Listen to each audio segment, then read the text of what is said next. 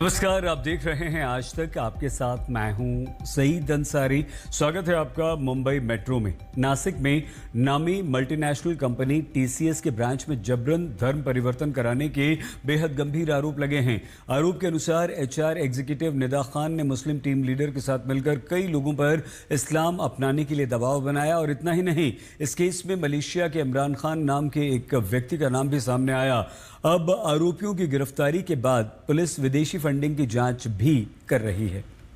नासिक में TCS company के campus में धर्म परिवर्तन कराने वाले गिरोह का पर्दाफाश होने के बाद से इस पर सियासी पारा भी चढ़ गया है। अब तक इस मामले में 6 टीम लीडर और एचआर एग्जीक्यूटिव निदा खान पर आरोप है कि वहां काम करने वाले कर्मचारियों पर दबाव बनाकर उनका धर्म परिवर्तन कराने की साजिश रची जा रही थी।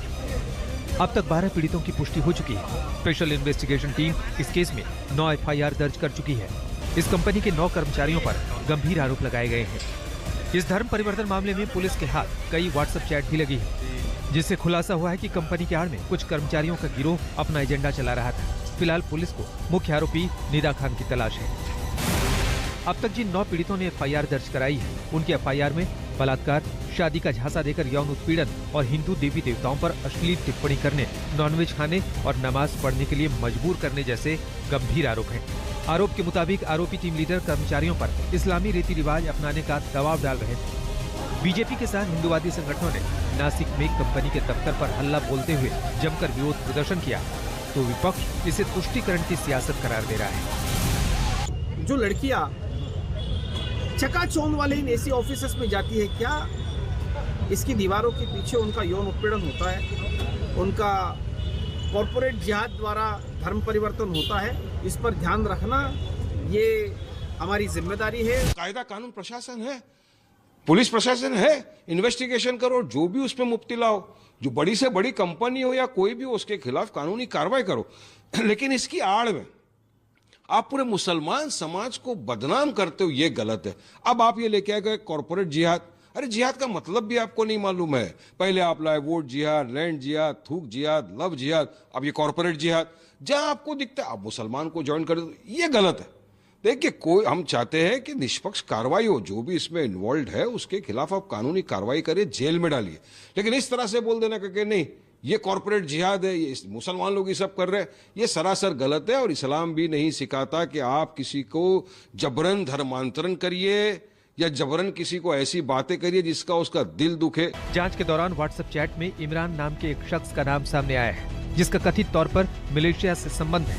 शक है कि इमरान भड़काऊ तकरीरों से इन कर्मचारियों पर इस्लाम अपनाने का दबाव डाल रहा था। आरोप है कि इस व्हाट्सएप ग्रुप का हिस्सा कंपनी की एचआर एग्जीक्यूटिव निदा खान भी थी। एसआईटी डिलीट हुई चैट को रिकवर करने की कोशिश में जुटी है।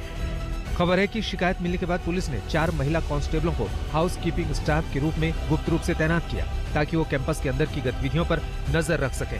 पुलिस के मुताबिक एचआर एग्जीक्यूटिव निदा खान असली ब्रेन वॉश कर रही थी। पुलिस इस एंगल से भी जांच कर रही है कि क्या आरोपियों को देश से बाहर से भी फंडिंग मिल रही थी। एसआईटी ये भी जांच कर रही है कि क्या मुख्य आरोपी एचआर एग्जीक्यूटिव निदा खान का मुस्लिम कर्मचारियों की भर्ती प्रक्रिया में कोई खास पैटर्न था।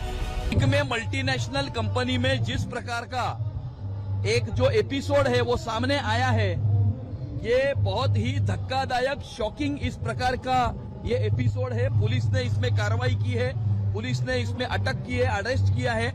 मुझे ऐसा लगता है कि इस प्रकार की सारे प्रवृत्तियों के खिलाफ लड़ना यह सिर्फ सरकार और पुलिस का काम नहीं है, लेकिन ये समाज का भी काम है। समाज को भी इस प्रकार की सारी प्रवृत्तियों के खिलाफ आने वाले समय में सजग रहने की आवश्यकता है।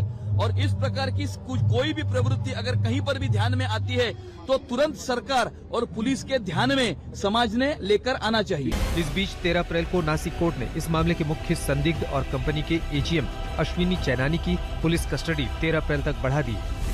पुलिस ने टीसीएस से जवाब मांगा था, जिसके बाद कंपनी ने बयान जारी कर कहा कि नासिक में हमारी कंपनी ने शिकायतों को काफी गंभीरता से लिया है। आरोपी कर्मचारियों के खिलाफ कार्रवाई पहले ही शुरू कर दी गई है और कंपनी जांच में पूरा सहयोग दे रही है। पुलिस का यह भी कहना है कि जो संख्या है टीम लीडर, आरोपी टीम लीडर और एचआर प्रोफेशनल की, वो भी बढ़ सकती है और कुछ आरोपी इसमें इन्वॉल्व है, इस धर्म परिवर्तन के रैकेट चलाने में इन्वॉल्व है। इनका एक व्हाट्सएप ग्रुप था जो कि अब फोरेंसिक इन्वेस्टिगेशन के अंडर है और आपको बता दें कि इस व्हाट्सएप ग्रुप पर जो निदा खान है और जो टीम लीडर हैं, आरोपी टीम लीडर, ये लोग डिस्कस किया करते थे, यहाँ पर वार्तालाप किया करते थे कि किसको टारगेट किया जाएगा, टीम में से किसको टारगेट किया जाएगा। इसके अलावा ये भी इंफॉर्मेशन सामने आ रही है, ये भी खबर सामने आ रही है कि इन 3 युवतियों के अलावा जो अब सामने आई हैं और कुछ आरोपी टीम लीडर्स के साथ इन्वॉल्व थे, एचआर प्रोफेशनल निदा खान के साथ इन्वॉल्व थे, तो आरोपी की संख्या भी अब बढ़ सकती है।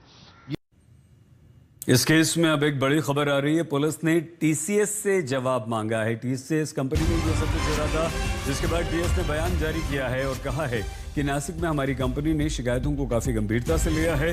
आरोपी कर्मचारियों के विरोध में हमने कार्रवाई पहले ही शुरू कर दी है और कंपनी पुलिस को जांच में पूरा सहयोग दे रही है।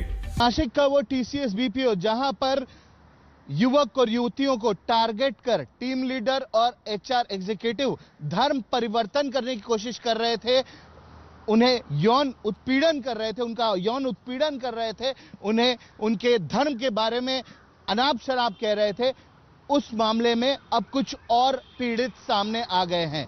3 और पीड़ित युवतियां पुलिस के सामने आई हैं और उन्होंने ये बताया है कि यही टीम लीडर और एचआर प्रोफेशनल निदा खान उन्हें भी टारगेट कर रही थी, उन्हें भी टारगेट किया जा रहा था, उनके धर्म के बारे में भी अनाप शनाप कहा गया था, उनके धर्म को परिवर्तित करने की कोशिश की गई थी, उनका धर्म परिवर्तन करने की भी कोशिश की गई थी।